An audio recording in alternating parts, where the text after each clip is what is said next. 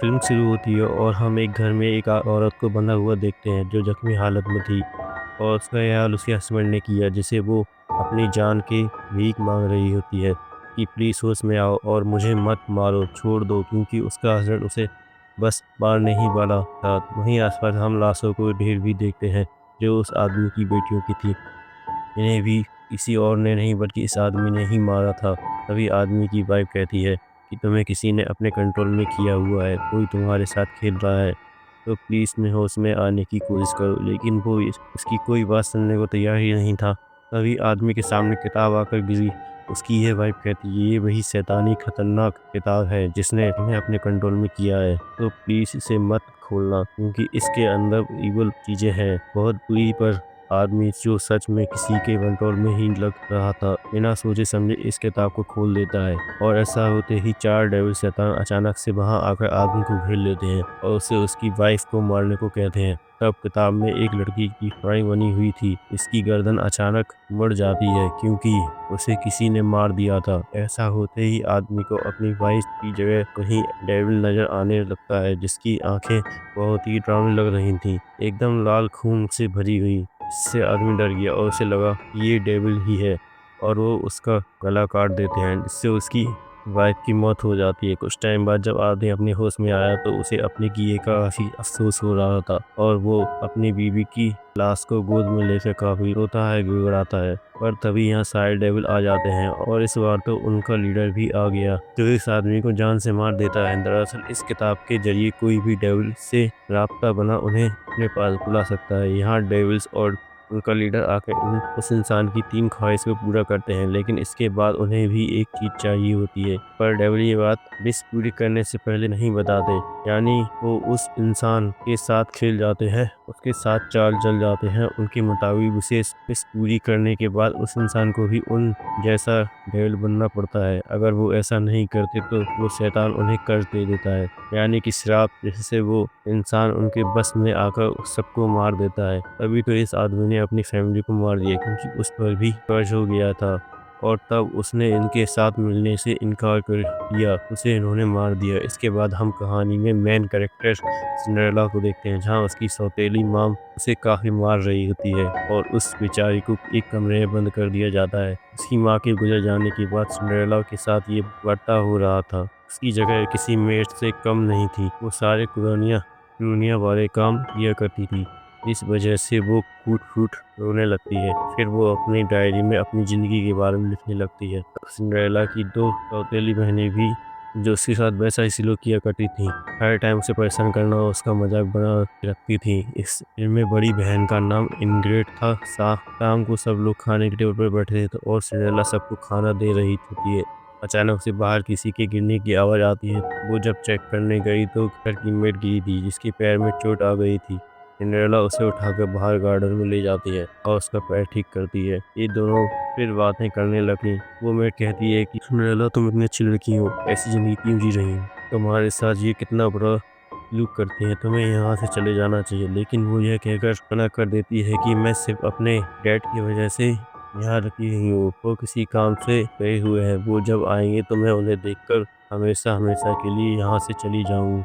तभी यहाँ मेड का बेटा आया जो किसी बेकरी से ब्रेड चुरा कर लाया था। इससे ये तीनों मिलकर खाने लगते हैं। अगले दिन उनके घर एक शाही फैमिली आई थी जिसमें एक प्रिंस अपने मॉम डैड राजा और रानी के साथ आया था क्योंकि वो सिंड्रेला की दोनों बहनों को शादी के लिए देखने आया था। प्रिंस के मॉम डैड दोनों लड़कियों को अच्छे से देखते हैं लेकिन किसी एक का चुनाव करने के लिए, लेकिन प्रिंस को इन चीज़ों में से कोई दिलचस्पी नहीं थी, इसलिए वो बाथरूम में जाने का बहाना बनाकर वहाँ से चला जाता है। घर के बाकी कमरों को देखता हुआ जब वो घूम रहा था तो उसे मिल जाती है सिंड्रेला। पहले ही नज़र में वो उसे देखता ही रहा, यानी वो उसे अच्छी लगी थी और अब वो सिंड्रेला का हाथ पकड़कर उसे खींचकर बाहर गार्डन में ले आता है और खिड़की के जरिए उन दोनों को इंग्रिड ने देख लिया।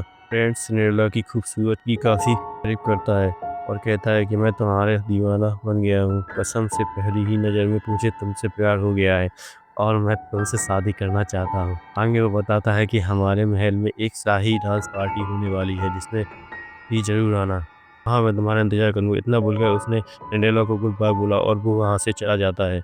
अब प्रिंस की बातों को कर सिंड्रेला काफ़ी खुश हो जाती है उसने सोचा कि शायद मेरे अच्छे दिन आने वाले हैं, मुझे मेरे सपनों का राजकुमार मिल चुका है। इसलिए वो अपनी डायरी में प्रिंस के बारे में भी काफ़ी तारीफ़ें लिख देती हैं। पर इन सारी चीज़ों से इंग्रिड को बहुत बुरा लगता है और वो सारा किस्सा जाकर अपनी माँ को बताती है। प्रिंस ने सिंड्रेला को पसंद किया है, जिससे वो काफ़ी गुस्सा हो गई, सिंड्रेला को मारती है और फिर वो सिंड्रेला की सबसे अच्छी दोस्त यानी मेट को सबक सिखाती है। वो उसे अपने साथ एक कमरे में लेकर गई, कहती है, मैं उसे हमेशा भड़काती रहती हूँ, उसका हौसला बढ़ाती हूँ। जिसके बाद ये लोग उसे एक टेबल पर धक्के मारते हैं और उसे वहाँ बांध दिया जाता है। और उसकी सौतेली मॉम उसे कड़ों से बहुत ज़ोर-ज़ोर से मारती है और वो बेचारी दर्द से चीखती है, चिल्लाती है, मदद के लिए पुकारती है, लेकिन वहाँ उसकी मदद को आने वाला कोई नहीं था, क्योंकि सिंड्रेला भी यहाँ नहीं। इसके बाद ये नोकदार औजार से उसे जोर से मारते हैं और बार-बार उस पर वार करके उसकी जान ही ले लेते हैं। सिंड्रेला दूर गार्डन में बैठकर अपनी डायरी में लिख रही होती है कि तभी इंग्रिड उसे घर बुलाने आती है। सिंड्रेला जब घर आई तो मेट की लाश को देखकर पूरी तरह गई और फूट-फूट कर रोने लगती है। तब उसकी मौतेली मॉम जानबूझकर सिंड्रेला के हाथ में खंजर पकड़ा देती है। कहती है कि मेड के अंदर घुस दो, पर सिंड्रेला रोते हुए मना कर देती है, मैं ये नहीं कर सकती। पर इस पर उसकी मॉम सिंड्रेला के साथ ज़बरदस्ती करने लगी और कहती है कि अगर तुमने यह ना किया तो मैं तुम्हें और दुःख दूँगी। तो अब ना चाहते हुए भी सिंड्रेला उसके अंदर खंजर घुसा देती है। इसके साथ-साथ वो बहुत ज़्यादा रोती है, चीखती है, चिल्लाती है। उसे यह भी कहा जाता है कि वो सिर्फ मेट की लाश को ठिकाने लगाकर कमरे को साफ करे। अब इस पूरे हादसे की वजह से सिंड्रेला गहरे सदमे में जा चुकी थी और अब वो ज़्यादा किसी से बात भी नहीं कर रही थी। इसके बाद हम देखते हैं कि प्रिंस इंग्रिड एक जगह मिलने बुलाता है, क्योंकि इन दोनों की शादी तय हुई थी। लेकिन यहाँ इंग्रिड इस पर काफ़ी गुस्सा थी और वो कहती है कि तुम सिंड्रेला को वहाँ लेकर क्यों गए थे? तुम उसके साथ भी ताल्लुक़ रखना चाहते हो और मेरे साथ भी शादी करना चाहते हो, लेकिन मैं ऐसा हरगिज़ नहीं होने दूँगी। इस पर प्रिंस, जो कि एक बहुत ही घटिया लड़का था, कहता है कि अरे वो तो मैं ऐसे ही उसको कह रहा था। प्यार तो मैं तुमसे ही करता हूँ और देखना सारी पार्टी में तुम्हें ही डांस करने के लिए बुलाऊंगा, यानी शादी के लिए तुम्हें चुनकर अपनी रानी बनाने का ऐलान करूंगा। इसी रात सिंड्रेला पेट को हड्डियों को दफन करने के लिए एक जंगल में जाती है। उसने जमीन खोदी तो उसे वहाँ वही शैतानी किताब मिली, जिसे उठाकर वो अपने घर ले आती है। सब बैठकर जब खाना खा रही थी तो सिंड्रेला अपनी सौतेली मॉम से मेट के बेटे के बारे में पूछती है कि वो कहाँ है। इस पर झूठ बोल देती है कि वो अपने टाउन वापस लौट गया, लेकिन कहीं न कहीं सिंड्रेला को भी शक गया था कि ये कुछ छुपा रही हैं और इस बात को टालकर वो सब खाना खाने लगे। पर तभी सिंड्रेला को डेविल और शैतान किताब लेकर अजीब डरावनी ख्याल आने लगे और जब वो ऊपर नज़रें करती तो उसे अपने सामने अपने ही रूप में डेविल दिखता हुआ नज़र आया, जिसे देखकर वो काफ़ी डर जाती है।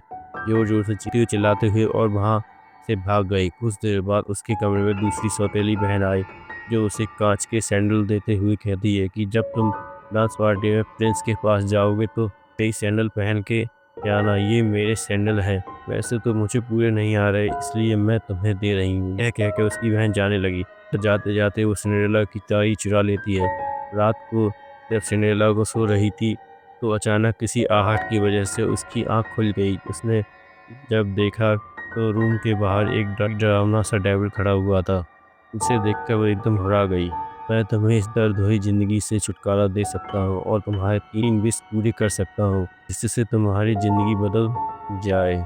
और अब वो धीरे-धीरे सिंड्रेला की तरफ बढ़ने लगता है। वह डर की वजह से ज़ोर-ज़ोर से चिल्लाने लगती है, जिसके साथ ही उसकी आँखें खुल गईं, यानी कि वो डरावना सपना था और ये इतना भयानक सपना था कि नींद से जागने के बाद भी उसका दिल ज़ोर-ज़ोर से धड़क रहा था। पर जैसे ही उसने खुद को सँभाल लिया, उसने सामने देखा तो वहाँ इंग्रिड खड़ी थी, जो उसे अपने साथ शाही पार्टी के लिए तैयार होने को कहती है कि आज डांस पार्टी का दिन था। सिंड्रेला अच्छे से तैयार होकर पार्टी में जाने के लिए खुशी-खुशी वहाँ पर आ जाती है, लेकिन उसकी मॉम उसे देखते ही गुस्सा आ गया। वो उसे साथ ले जाने के लिए मना कर देती है। इस पर दोनों बहन में बहस हो गई। उसकी मॉम इतना गुस्सा आया कि वो सिंड्रेला को पहले मारती है और फिर उसका ड्रेस खराब कर देती है। इससे भी जब उसका दिल नहीं भरता तो उसे काफ़ी बुरा-भला कहकर ये लोग पार्टी के लिए निकल जाते हैं। तभी हम देखते हैं कि इन्होंने मेट के बेटे को घर में ही किसी जगह पर कैद करके रखा हुआ है। के बारे में सिंड्रेला को पता नहीं था और वो बेचारी अपने कमरे में जाकर रोने लगती है। तब जहाँ पता ही उसकी नज़र उस शैतानी किताब पर गई, जिसे उठाकर वो पढ़ने लगती है कि किताब के पहले पेज पर उसे एक लड़की नजर आई जिसने कि उसकी मोम जैसा ड्रेस पहना हुआ। फिर पेज पलटने पर वहाँ अपने आप की कुछ लाइन लिखी जाने लगी। सिंड्रेला पढ़ने लगती है। अचानक से सारी लाइट मोमबत्ती बुझ गईं, जिसके साथ वहाँ अंधेरा छा गया। उसे अपने आसपास किसी के होने का एहसास हुआ, इसलिए वो चिल्लाने लगी कि कौन है वहाँ पर। जिसके साथ ही भी 4 डेविल्स उसके आसपास आकर खड़े हो जाते हैं। यहाँ डेविल रीडर भी आया था, तो वो सिंड्रेला को कहता है कि तुम्हें इस किताब के ज़रिए हमसे राब्ता करके बुलाया है, तुम्हारी मदद के लिए, और अब हम क्योंकि आ गए हैं तो तुम्हारे किसी 3 विश को पूरा करेंगे। हालाँकि सिंड्रेला काफ़ी डरी हुई थी, लेकिन यही सही मौका था डांस पार्टी में जाकर प्रिंस से मिलने का। इसलिए वो अपनी पहली विश माँगती है कि मुझे उस शाही पार्टी में जाना है, प्रिंस के साथ डांस करना है। वहाँ जाने के लिए मेरे पास कोई चीज़ नहीं है। इसके लिए मुझे अच्छे से कपड़े चाहिए, एक सवारी चाहिए, यानी कैरेज वगैरह। उसकी विश डेविल पूरी कर देते हैं। वो सबसे पहले उसे खूबसूरत सा ड्रेस पहना देते हैं और अच्छा सा मेकअप करके उसे एक ऐसा मेकअप ओवर देते हैं कि वो पूरी बदल कर खूबसूरत बन जाती है, और अब वो सच में किसी राजकुमारी से कम नहीं लग रही थी, जिससे वो काफ़ी खुश हो जाती है। उसकी पार्टी में जाने के लिए नीचे कैरेज भी आकर खड़ा हो गया था, क्योंकि सिंड्रेला ने यहाँ 2 विशेष मांग ली थी, और अब वो डेविल से कहती है कि मैं अपनी तीसरी विश बाद में मांगूंगी। सिंड्रेला जब पार्टी में गई तो सब उसे देखते ही रह गए। यहाँ इंग्रिड प्रिंस के साथ डांस कर रही थी। वो सिंड्रेला को देखकर जलने लगती है। सिंड्रेला को फंसाने के लिए उसके दिमाग में एक आइडिया आया। वो उसे जाकर कहती है कि राजकुमार तुमसे प्यार करता है और तुम दोनों को डांस करना चाहती है। उन्होंने इसके बाद ये दोनों डांस करने लगे। जहाँ सिंड्रेला प्रिंस को अपने दिल की बात बताने लगती है कि मैं तुमसे बहुत प्यार करती हूँ, लेकिन प्रिंस उससे मुंह मोड़ लेता है और उसकी बेइज्जती करते हुए कहता है कि मैं तुम जैसी लड़की से कभी प्यार नहीं कर सकता। फिर उसे नीचे गिरा देता है, पार्टी को रुकवा देता है। जिसके बाद प्रिंस और इंग्रिड ये दोनों सिंड्रेला का मजाक बनाने लगते हैं। बेचारी काफ़ी दुखी हो गई, रोने लगती है। अब सिंड्रेला की दूसरी सौतेली बहन प्रिंस को उसकी डायरी देती है, और जिसे वो सब पढ़ने लगता है। इसमें सिंड्रेला ने लिखा था हुआ था कि मुझे मेरा सच्चा प्यार, मेरे सपनों का राजकुमार मिल चुका है, और वो प्रिंस के साथ मैं अपनी बाकी ज़िंदगी गुजारना चाहती हूँ, जो चीज़ ज़ाहिर है बहुत बड़ी थी, नामुमकिन थी। ये सुनकर पार्टी में आए सभी लोग जोर-जोर से हँसने लगे। अब इंग्रिड सब कहती है कि आप लोग इसे खिलौना समझें, और इसके साथ जो करना चाहें वो कर सकती हैं। ये सुनकर सब लोग सिंड्रेला का मजाक बनाते हुए बारी-बारी उसे कुछ मारने लगते हैं, जिससे वो बेचारी बहुत रोने लगी। साथ ही उसे गुस्सा भी आ गया था। अब बदला लेने के लिए वो अपनी तीसरी विश भी मांग लेती है, यानी सिर्फ बदला, इन सबकी मौत। इस पर डेविल्स का हेड कहता है कि तुम्हें बदला तो मिल जाएगा, लेकिन आखिर में तुम भी तुम्हारे जैसे डेविल बन जाओगे, और अगर तुम ऐसा नहीं करोगी तो हम तुम्हें कर्ज दे देंगे। अब सिंड्रेला, जो कि पहले ही अपनी ज़िंदगी से हार चुकी थी, वो उन्हें हाँ बोल देती है, जिसके साथ ही शुरू हो जाता है उसका बदला, यानी मौत का खेल। और सिंड्रेला की आंखें भी डेविल जैसी बन जाती हैं, और भी चेहरे पर उसकी शैतानी मुस्कुराहट भी, उसका पूरा रूप ही बदल गया। ऐसा लग रहा था जैसे कि उसे किसी ने पूरी तरह अपने कंट्रोल में कर लिया है, जो ज़ाहिर है इन डेविल का ही काम था, यानी उसे श्राप मिल चुका था। ये बात पहले डेविल्स ने उसे नहीं बताई थी, जिसके बाद वो पार्टी हॉल में सभी दरवाजों को बंद कर देती है। फिर डेविल्स को यहाँ बुलाती है और उनके हाथों सब लोगों को मरवाने लगती है, जिससे पार्टी में हर तरफ अफरा-तफरी मच जाती है। सिंड्रेला के अंदर ही बदले की आग चल रही थी, इसलिए वो यहाँ भी अपने क्लास के जूतों से लोगों को मारने लगती है, और वो जूते की हील को किसी की गर्दन में घुसा रही थी तो किसी के पेट में घुस रही थी। इसी वजह से सब लोग यहाँ-वहाँ भागने लगे। दरवाजे के पास भी जाते ही, लेकिन दरवाजे नहीं खुलते। यहाँ सिंड्रेला अब प्रिंस के सामने मॉम डैड को मार डालती है। अब एक दरवाज़ा जैसे-तैसे खुल गया, वहाँ जहाँ से लोग भागने लगे। इंग्रिड और प्रिंस एक दूसरे रूम में जाकर छुप जाते हैं, जबकि सिंड्रेला की दूसरी सौतेली बहन रेंगते हुए बिना शोर किए वहाँ से जाने लगती है। लेकिन सिंड्रेला, जो कि उसे देख चुकी थी, पीछे आकर खड़ी हो जाती है। यहाँ डेविल्स आकर उसकी बहन को पकड़ लेते हैं। अब किसी ने सिंड्रेला को जूते दिए थे और उसकी डायरी चुराई थी, क्योंकि उसे ये जूते फिट नहीं आ रहे थे। इसलिए सिंड्रेला एक कैंची लेकर उसके पैरों की सारी उंगलियां ही काट देती है, और अब अच्छे से फिट करके जूते पहना देती है। लेकिन दर्द से उसकी सौतेली बहन ज़ोर-ज़ोर से चिल्लाने लगती है। फिर सिंड्रेला दूसरे सैंडल को उस पर वार करके उसकी भी जान ले लेती है और वो पूरे खून से भर गई। उसकी चीखें सुनकर प्रिंस और इंग्रिड भी पूरी तरह डर जाते हैं और यहाँ अपनी जान बचाने के लिए इंग्रिड के साथ भी धोखा करता है। वो इंग्रिड के पास एक स्टील की बाल्टी फेंक कर शोर करता है ताकि सिंड्रेला यहाँ आकर उसे भी ख़त्म कर दे और खुद यहाँ से प्रिंस भाग जाता है। और अब अगला नंबर इंग्रिड का ही था। वो छुपने की वजह बहुत कोशिश करती है लेकिन आखिर सिंड्रेला ने उसे ढूंढ लिया था। सैंडल को उसके चेहरे पर थूक देती है और बुरी तरह उसकी जान ले लेती है। अब सिंड्रेला पहुंच जाती है सीधा ऊपर। यहाँ प्रिंस छिपा हुआ था क्योंकि जान बचाकर वो नहीं भागा था।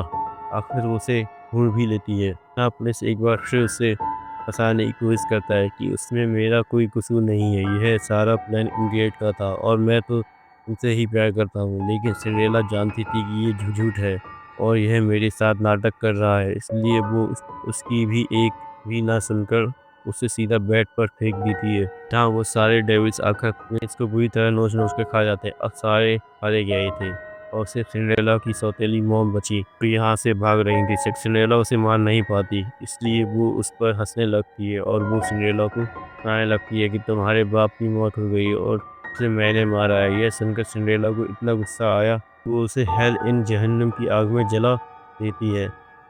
अब ये सारा मौत का खेल खत्म होने के बाद डेविल्स और उसका लीडर सिंड्रेला के सामने आकर खड़े हो जाते हैं।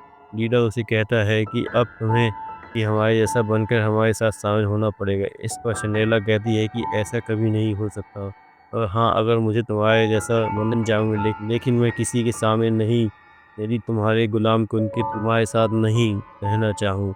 और अब वो इतनी भयानक बन जाती है कि उसी जूते से वो लीडर को ही मार देती है, जो देखकर अब सारे डेविल्स सिंड्रेला के सामने झुक गईं और यह चीज़ उसे भी फॉलो करने लगी।